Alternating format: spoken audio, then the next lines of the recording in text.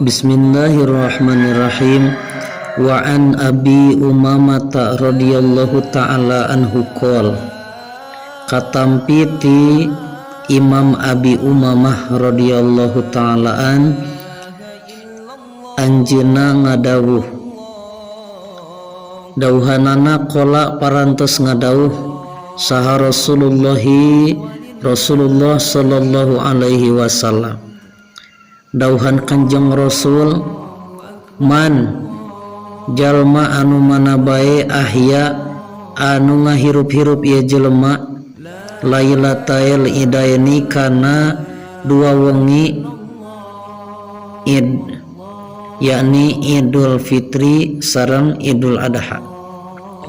Ahya mangka bakal ngahirupkeun saha Allahu Gusti Allah qalbahu kana hatena eta jalma yauma tamutul qulubu, yauma tamutu dina nalika mararawat naon al qulubu sapirang-pirang hate.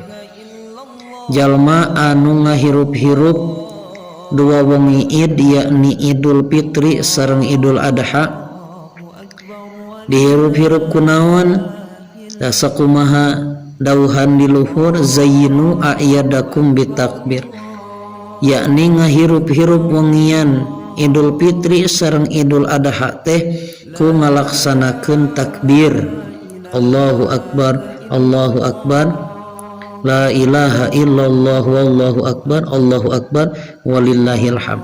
Mangka Allah Subhanahu wa ta'ala bakal ngahirupkeun kana hatena eta jalma dina nalika mararawat sapirang-pirang hate. Wallahu a'lam bishawab.